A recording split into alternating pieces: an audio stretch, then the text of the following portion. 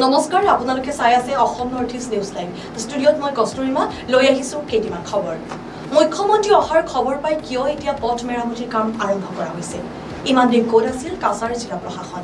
ঠিকাদাৰক এই প্ৰশ্ন কৰাৰ অপৰাধত ৰাজপথত এগৰাকী নিৰীহ অটো চালকক মাৰপিট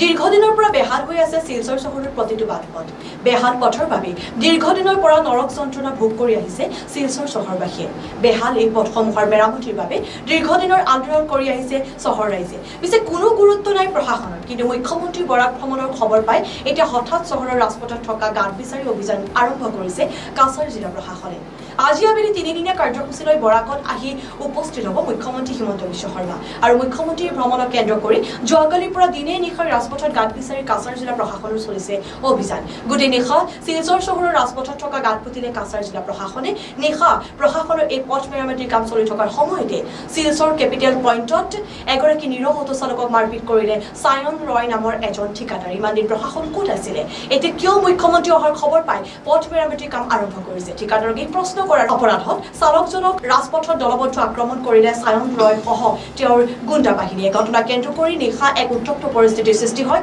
পিছে ঘটনাৰ খবৰ পাই ঘটনাস্থলীত আৰক্ষী উপস্থিত হৈ অটো চালকজনক উদ্ধাৰ কৰে ইপিনে শিলচৰ চহৰৰ যি পথৰে মুখ্যমন্ত্ৰীৰ কনভয় যাব সেই পথসমূহ গোটেই নিশা মেৰামতি কৰিলে প্ৰশাসনে কেইবাখনো জেচিবি লগাই গোটেই নিশা চলিল এই কাম শিলচৰ চহৰৰ একাংশ ৰাইজে ক্ষোভ উজাৰি কয় যে এই মেৰামতিৰ কাম সাধাৰণ জনগণৰ বাবে নহয় মুখ্যমন্ত্ৰীৰ 3 দিন বৰাক ভ্ৰমণৰ বাবে এই পথ সংস্কাৰৰ কাম আৰম্ভ কৰা হৈছে আহক আমি জানি লওঁ তেওঁলোকৰ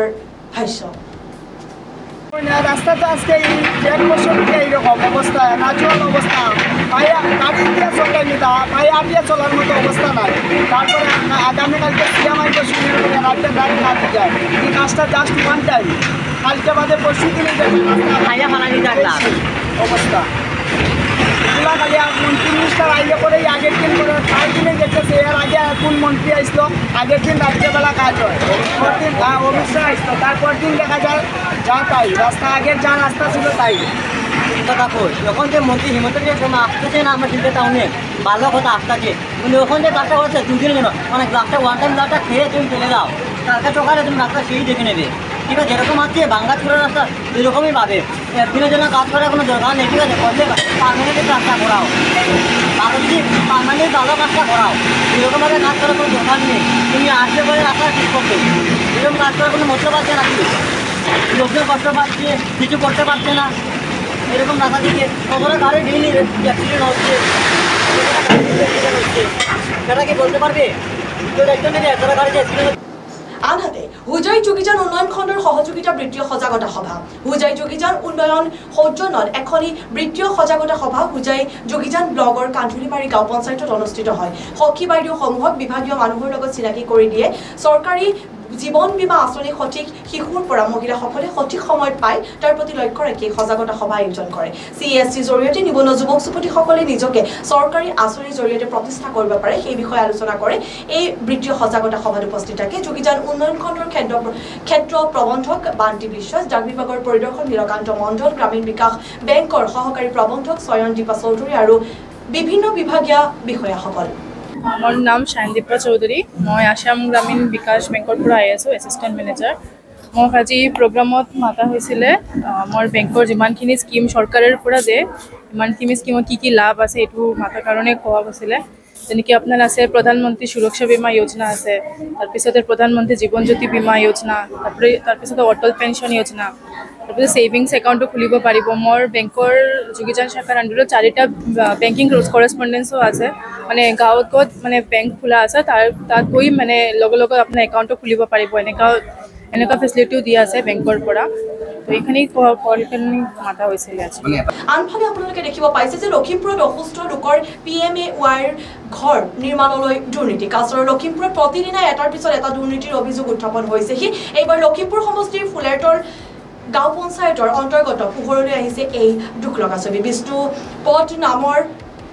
এগৰাকী অসুস্থ লোকৰ নামত আবণ্টন দিয়া হৈছিল প্ৰধানমন্ত্ৰী আৱাস যোজনাৰ ঘৰটি ঘৰ নিৰ্মাণৰ দায়িত্ব লৈছিল বিজেপিৰ পাণ্ডৱ পাল নামৰ এগৰাকী লোকে কিন্তু ঘৰ নিৰ্মাণ কৰিছে যদিও কাম হৈছে অতি নিম্নমানৰ ঘৰ নিৰ্মাণত নাই একো আন্তঃগাঁথনি সৰু ঘৰ নিৰ্মাণ পুৰণি ষ্ট্ৰাকচাৰৰ তিনপাতৰ দৰ্জা অসম্পূৰ্ণ এটা তিনপাতৰ খিৰিকী বাঁহৰ ষ্ট্ৰাকচাৰৰ তিনপাতৰ চাল ইত্যাদিৰে নিৰ্মাণ কৰিছে ঘৰটো নিয়ম অনুসৰি লগোৱা নাই প্ৰধানমন্ত্ৰী আৱাস যোজনাৰ ঘৰটো নিয়ম অনুসৰি লগোৱা নাই প্ৰধানমন্ত্ৰী আৱাস যোজনাৰ লিখনি চাইনবোৰ্ডো অসুস্থ বিষ্ণুপলৰ ককাই নিখিল চন্দ্ৰ ৰায়ৰ অভিযোগ বহুদিন আগতে টকা শেষ হৈছে জনাই পাণ্ডৱ পালে অসম্পূৰ্ণ অৱস্থাত ঘৰটো চমজাই দিয়ে ভতিজা বিষ্ণুপলক যাৰ বাবে এতিয়াও ঘৰত বসবাস কৰিব পৰা নাই বিষ্ণুপলে ভতিজাৰ অসুস্থতাৰ সুযোগ লৈ নিৰ্মাণ কামত নামত নিজৰ স্বাৰ্থ আদায় কৰিছে পাণ্ডৱে বুলিও অভিযোগ আনে তেওঁ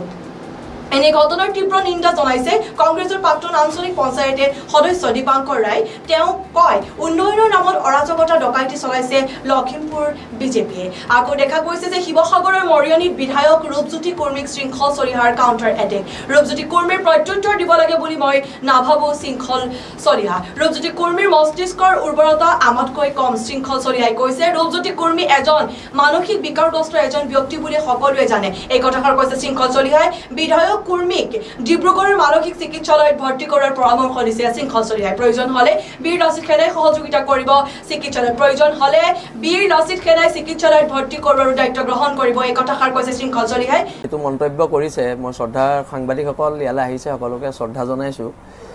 কিন্তু ৰূপজ্যোতি কুৰ্মীৰ মস্তিষ্কৰ উৰ্বৰতা নথকা মানুহ আৰু মানসিক বিকাৰগ্ৰস্ত মানুহৰ কথাৰ যে প্ৰতিক্ৰিয়া দিব লাগে বুলি মই ভবা নাই তথাপিতো আপোনালোক যিহেতু আহিছে মই এটা প্ৰতিক্ৰিয়া দিছোঁ যে ৰূপজ্যোতি কুৰ্মীক বিজেপি চৰকাৰে এজন মানসিক ডক্টৰৰ ওচৰত চিকিৎসা কৰক আৰু চিকিৎসা কৰাৰ পিছত তেওঁ সুস্থ হোৱাৰ চাৰ্টিফিকেটখন সেই মানুহজনে সেই চিকিৎসকজনৰ পৰা যেতিয়া আমি দেখিম আমি তেতিয়াহে ৰূপজ্যোতি কুৰ্মীৰ দৰে পগলা মানুহৰ উত্তৰ দিম আৰু 2026ত ৰূপজ্যোতি কুৰ্মীৰ দৰে মানসিক বিকাৰগ্ৰস্ত মানুহক মৰিয়নী ৰাইজে আৰু ভোট নিদিয়ে মৰিয়নী ৰাইজে বহুবাৰ পগলা মানুহক ভোট দিলে আৰু এইবাৰ আৰু মৰিয়নী ৰাইজে পগলা মানুহক ভোট নিদিয়ে ইয়াৰ আগৰবাৰ 2026ত হ'বলগীয়া নিৰ্বাচনত ৰূপজ্যোতি কুৰ্মী প্ৰায় 1.5 লাখ ভোটত মৰিয়নী সমষ্টিত হাৰিব সেইটো খাটাং লিখি ৰাখক আৰু এইটো মৰিয়নী সমষ্টিবাসীৰ বাবে খুব দুৰ্ভাগ্যজনক কথা এজন মানসিক বিকাৰগ্ৰস্ত মানুহ তেওঁলোকৰ বিধায়ক হৈ আছে আৰু মই পুনৰবাৰ বিজেপিৰ অসম ৰাজ্যিক নেতৃত্বক মই অনুৰোধ জনাইছোঁ ৰূপজ্যোতি কুৰ্মীক আমাৰ ডিব্ৰুগড়তে এখন আছে ভিজি বুলি তাত ভৰাই দিবলৈ অনুৰোধ জনাইছোঁ লগতে এফালে দেখিব পোৱা গৈছে যে হুজাইৰ বিভিন্ন প্ৰান্তত অব্যাহত আছে ভুৱা চিকিৎসক আৰু ভুৱা ফাৰ্মাচীৰ দপদপনি ৰোগীৰ জীৱনক লৈ হেতালি খেলিছে একাংশ অৰ্ধশিক্ষিত